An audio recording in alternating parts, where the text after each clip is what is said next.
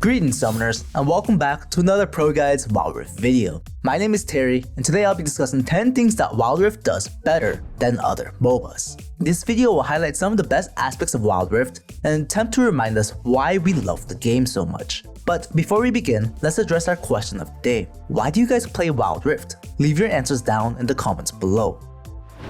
The first topic up is gameplay. When considering gameplay, what makes Wild Rift better than its competitors? The initial answer for most players would be the game's depth. For a mobile MOBA, Wild Rift has an incredible amount of detail packed in. From minion wave management, turret platings, big key objectives, there's just such a vast amount of moving gears involved in the game. Barely any other MOBA has as much nuanced detail built into a game, especially on the handheld. Wild Rift not only properly integrates complex factors to make for interesting gameplay, but does so in a methodological way. From the minions to acquire a lead, use that lead to contest key team fights, which results in map control. Manage the wave and observe the map to take down turrets. Destroy the enemy towers to make your way towards the enemy's base and eventually win the game. Understanding how to master each aspect of the game and thereby gauging the importance of each objective allows players to feel like they're learning and have a direct correlation to a player's chances of victory.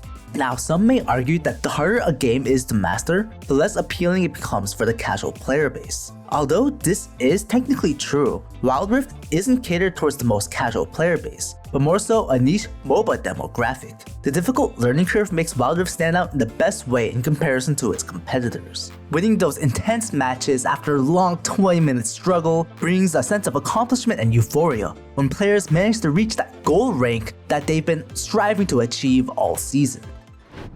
This brings us into our second point, skill expression. Very much related to the gameplay aspect, Wild Rift allows players to very effectively show their mastery of the game. But why is this so important? People play games for a multitude of different reasons. For Wild Rift, since it's very much a competitive game, players want to feel superior to others. This is a very commonplace among MOBAs, whether the player base admits it or not. The feeling of victory provides a sense of fulfillment and accomplishment in the players. Without the sheer amount of detail in the game, this feeling wouldn't be nearly as rewarding.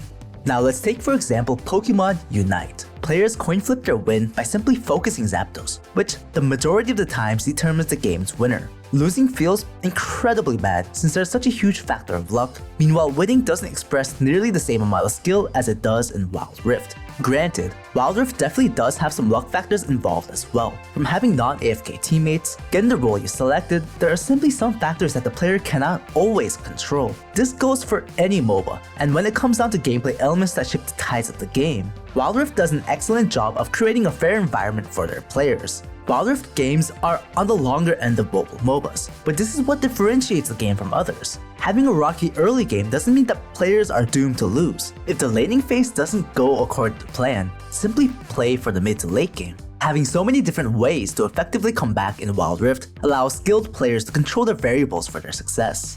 Leading us into our next topic, Esports. Most viewers here probably don't keep up with esports and have a general lack of interest in it. So why isn't esports so important for a MOBA? Considering Wild Rift is very much marketing towards a competitive demographic and niche, having an esports scene is pinnacle to the game's success. A successful esport creates a platform for players to stand out among the rest. These pros can then create a name for themselves, becoming leaders for the community to look up to. Through events like the Horizon Cup, a definitive viewing and standing of the best players in the world can be created. Without a doubt in my mind, after the Horizon Cup concludes, we as a community will have a more definitive look towards the potential of Wild Rift. Now, how is Wild Rift esports different from other MOBAs? This lies in Wild Rift's foundations. As League of Legends Mobile, the esports directors have a firm understanding of what it takes to create a successful esport. In the beginning of Wild Rift's initial open beta release, the esports scene was struggling to put itself together. There were tournaments, but a lot of the foundation was a mess. Players believed in the future of the game and hopped on the hype immediately. Riot saw this and took near immediate action to support the underground esports scene. Holding tournaments, funding esports organizations, and communicating directly with the professionals in the scene, Riot Games honestly did a fantastic job in helping the professional scene develop. Within the first year of Wild Rift, the Horizon Cup was organized for the competitive players to aspire towards. Having such a definitive goal and opportunity for both the players alongside the organizations created less risk in investing into Wild Rift, thereby solidifying the game's future. I can honestly talk a lot more about Wild Rift Esports, but we'll stop here for now. Before we move on, be sure to hit the like button and subscribe to the channel for everything Wild Rift, and join our community Discord in the description below. So many Mobas struggle to innovate and update their game in a way that keeps their gameplay fresh. Even League of Legends struggles with this year after year, but after over a decade in the industry, Riot Games has created a systematic method of updating their biggest MOBA. Wild Rift has the luxury to learn from League of Legends' example, and therefore will likely never run out of ways to add on to the game. They're in constant communications with their parent game, taking the best traits of League PC and implementing them into the mobile version. For example, the recent 2 Rift Herald addition into Wild Rift, I personally believe, was honestly wonderful. Taken directly from League PC, the developers were able to gauge the state of Wild Rift and think to themselves, how can we improve the flow of the matches? Rather than thinking up a completely new game mechanic that they had little to no playtests with, Wild Rift developers were able to look at League PC and just yoink their ideas. Wild Rift's updates are full of concepts like this, and they definitely evolve the meta in the most wonderful way.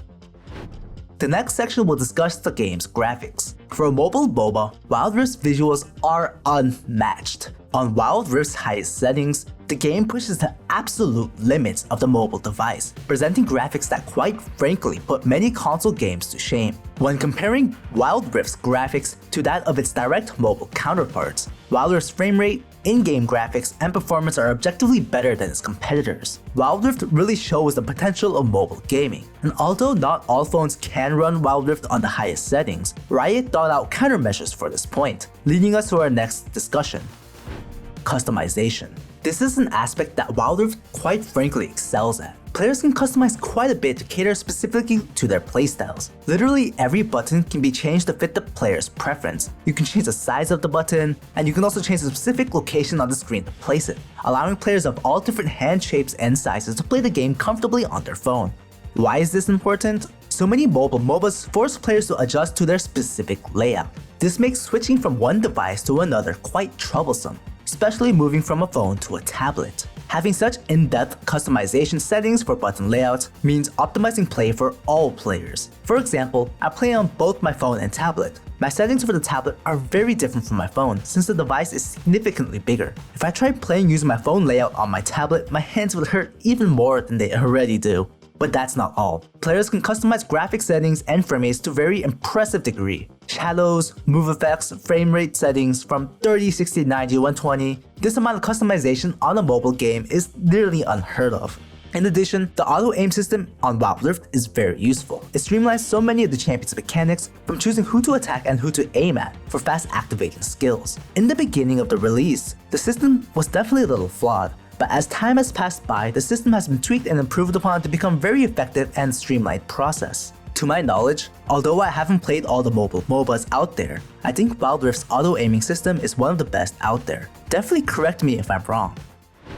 Players take this feature for granted lately. There was once a day when players could only dream of role selection for their ranked games, alongside bans. But Riot listened and implemented the system as soon as they realistically could. Some may think that role selection and bans are to be expected from a MOBA, but surprisingly, there are a fair amount of MOBAs that do not have role selection, especially on the mobile. Most developed MOBAs do have bans, but role selection is surprisingly a system that many of Wild Rift competitors have failed to adopt. This is one aspect that Riot addressed because of the community's complaints. Whether the community acknowledges it or not, Wild Rift developers definitely listen to the community's concerns. When we asked for role selections, did we not get them? Same for bans. And even more recently, when everyone was upset over the matchmaking system, Riot reverted the matchmaking system back. This is really interesting because players often complain that Riot doesn't care about the community, but actions like these show that they clearly do. To be honest, the community complains a lot, so much that I think that sometimes it does get a little superfluous. But apparently, that's what Riot needs to fix the issues that plague the game, even if the negativity becomes overwhelming. Let's do our best to continue to vocalize our complaints over the game's flaws. Our concerns are being heard, and Wild Rift is improving thanks to them. But what about the in-game report system? Honestly speaking, I think this needs more improvements and policing than what is currently in place. Many members of the community are continuously vocalizing their concerns over this factor, so I'm sure Riot is aware and attempting to work on a fix as we speak. It just may take longer than what players expect.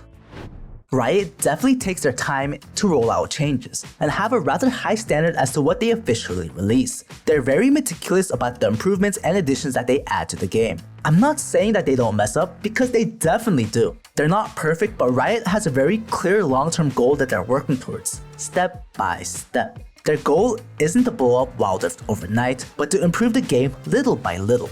But what about the Indian servers and the console release? How can I say their long-term planning is good when they haven't accomplished these goals?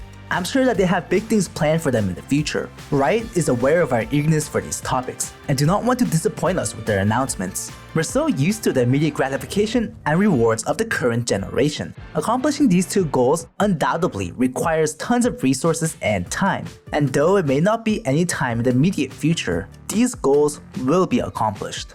I personally believe in Riot. They publicly stated their goals months ago and know that once they set their minds to it, Riot will accomplish them.